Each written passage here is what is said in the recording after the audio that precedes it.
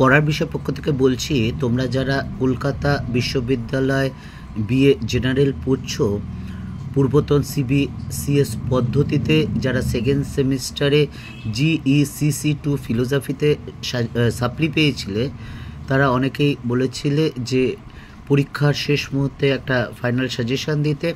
ইতিপূর্বে আমরা এইটা সাজেশান দিয়েছিলাম বেশ 3-4 মাস আগে। আজকে আমরা এই মাসেই তোমাদের নভেম্বর মাস, এই মাসে তোমাদের এই সাপ্লির পরীক্ষা। আমরা পরের বিষয় পক্ষ থেকে একেবারে প্রশ্নের মতো নিয়ে এসেছি, ঠিক যেরকম প্রশ্ন থাকে অর্থাৎ সংখ্যায় আমরা ঠিক সেরকম নিয়ে এসেছি। তোমরা জানো যে এই GECC2 পেপারটা ওয়েস্টার্ন এপিস্টেমোলজি অ্যান্ড মেটাফিজিক্স এর তোমরা 65 নম্বরের পরীক্ষা দেবে। তার মার্কস ডিভিশনটা হলো, দেখো, MCQ 10টা থাকবে, 5 নম্বরের 8টা থাকবে, আমরা 8টা কোশ্চেনই দিয়েছি। আর 15 নম্বরের 4টে কোশ্চেন থাকবে, আমরা 5টা কোশ্চেন দিয়েছি। এই কোশ্চেন কয়েকটা একটু দেখে যাও, যা পড়েছো সব ঠিক আছে। যদি না পড়ে থাকো এই কয়েকটা প্রশ্ন কিন্তু অবশ্যই পড়ে যাও, কারণ তোমাদের অবশ্যই পাস করতে গেলে 20 পেতে হবে। কারণ ইতিপূর্বে হয়তো তোমরা প্রত্যেকটা সেমিস্টার ক্লিয়ার করে ফেলেছে, একমাত্র এই ফিলোসফিটাই হয়তো অনেকেই আটকে আছো। কারণ ফিলোসফিতেই দেখা গেছে তুলনামূলকভাবে সাপ্লি বেশি পায়, কারণ যাদের উচ্চ মাধ্যমিকে থাকে না তাদের সত্যি কথা বলতে একটু অসুবিধা হয়। তা যাই হোক, এই কয়েকটা কোশ্চেন মাত্র দেখে যাও, আশা করি তোমরা অবশ্যই কমন পাবে এবং পরীক্ষার শেষে কিন্তু অবশ্যই বলবে। যদি কমন না পাও অবশ্যই কিন্তু বলবে, আর কমন পেলেও কিন্তু বলো। তা চলো আমরা সাজেশনটা শুরু করি। দেখো, আমরা প্রথমে 5 নম্বরের প্রশ্ন রেখেছি, সরল ও প্রতিরূপী বস্তুবাদের মধ্যে পার্থক্য আলোচনা করো।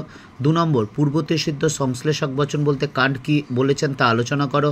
2 নম্বর, দেহ মন সম্বন্ধ সংক্রান্ত অভিন্নতাবাদে অভিন্নতা কথাটির অর্থ আলোচনা করো। 4 নম্বর, বাচনিক জ্ঞানের শর্ত আলোচনা করো। 5 নম্বর, সরল বস্তুবাদের মূল বক্তব্যগুলি লেখো। 6 নম্বর, কার্যকারণ সম্পর্কে প্রসক্তিবাদের সপক্ষে যুক্তি দাও। 7 নম্বর, সতত সংযোগ তত্ত্বের সমর্থককে, এটা হচ্ছে হিউমের মতটাই লিখতে হবে, এই তত্ত্বটি ব্যাখ্যা করে। এবং লাস্ট কোশ্চেন 8 নম্বর প্রশ্ন, সহজাত ধারণা সম্পর্কে লকের মতটা লেখো। তোমাকে 8টা কোশ্চেন থাকবে, 5টা কোশ্চেন লিখতে হবে এবং এর মধ্যে কিন্তু অবশ্যই আশা করি 5টা প্রশ্ন তোমরা অবশ্যই পাবে এবং এগুলো কিন্তু অবশ্যই একটু দেখে যেও। যদি অন্য কিছু পড়ে থাকো সব ঠিক আছে, কিন্তু এই কয়েকটি কোশ্চেন কিন্তু অবশ্যই তোমরা ভালো করে পড়ে যেও। দীর্ঘ 23-24 বছর শিক্ষকতার অভিজ্ঞতা থেকে বলছি এই সাজেশানটা করা। আমরা ইতিপূর্বে যে সাজেশানটা দিয়েছি তার সবই এর মধ্যে রয়েছে, আমরা একটু সংখ্যাটা কমিয়ে দিয়েছি। এ কটা পড়ো, আশা করি কিন্তু এ কটা পড়ার পর যদি আরও পড়তে পারো তাহলে তো ঠিকই আছে। তা চলো এবার আমরা 15 নম্বরের কোশ্চেনটা শুরু করি। দেখো, তোমরা জানো 15 নম্বরে তোমাদের 4টে কোশ্চেন থাকবে, 2টো কোশ্চেন লিখতে হবে। প্রথম প্রশ্ন হচ্ছে লকের প্রতিরূপী বস্তুবাদ ব্যাখ্যা ও বিচার করো। 2 নম্বর, জ্ঞানের উৎপত্তির সম্পর্কে বুদ্ধিবাদ আলোচনা করো। 3 নম্বর, বাকলের আত্মগত ভাববাদের সবিচার ব্যাখ্যা করো, ইহা কি অহং সর্বস্ববাদের পথে নিয়ে যায়। 4 নম্বর, দেহ মন সম্বন্ধ বিষয়ক তত্ত্বরূপে দেকার্তের মিথস্ক্রিয়াবাদ বা ক্রিয়া প্রতিক্রিয়াবাদ আলোচনা করো। এবং লাস্ট কোশ্চেন, জ্ঞানের উৎপত্তি সংক্রান্ত অভিজ্ঞতাবাদী মতবাদ আলোচনা করো। এই ছিল 5টা কোশ্চেন, তোমরা কিন্তু অবশ্যই ভালো করে দেখে যেও। প্রথম 3টে কোশ্চেন কিন্তু খুব খুব খুব গুরুত্বপূর্ণ। 4টে কোশ্চেন, প্রথম 4টে কোশ্চেন কিন্তু অবশ্যই খুব ভালো করে পড়ো। আশা করি আমাদের 2টো দরকার, এর মধ্যে কিন্তু আশা করি আমরা 2টো পেয়ে যাবে।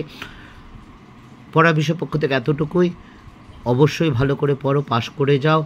আর তোমরা জানো আমাদের পড়া বিষয় পক্ষ থেকে আমি চালনা করলেও শুধু আমি একক নয়, আরও আমি ছাড়াও আরও 13 জন শ্রদ্ধেয় শিক্ষক শিক্ষিকা আছেন যারা বিভিন্ন স্কুল কলেজের সাথে যুক্ত, এবং এর মধ্যে 3 জন কেরিয়ার কাউন্সিলার আছে। এবং তোমরা অনেকেই হয়তো গ্র্যাজুয়েটটা কমপ্লিট করে ফেলেছো, কিন্তু এটাতে আটকে আছে বলে গ্র্যাজুয়েটের সার্টিফিকেট পাচ্ছ না। কাজে এটা যদি পাস করে যাও জীবনে অনেক কিছু হতে পারে। কাজে কি হতে পারে, তুমি কি করতে চাও, এই সম্পর্কে তোমরা যদি কিছু জানতে চাও, আমাদের যে কেরিয়ার কাউন্সিলার আছেন তিনি প্রায় 37-38 বছরের অভিজ্ঞতা সম্পন্ন, আমাদের থেকে বেস্ট সিনিয়র।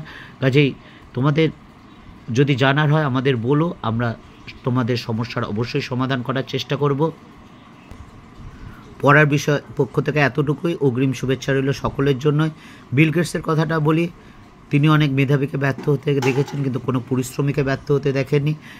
কাজে তোমরা যে সামনে 15-20 দিন সময় আছে, এই কটা দিন একটু ভালো করে পড়ো, দেখবে সফলতা কিন্তু অবশ্যই আসবে। পড়া বিষয়ের পক্ষ থেকে এতটুকুই অগ্রিম শুভেচ্ছা রইল সকলের জন্য।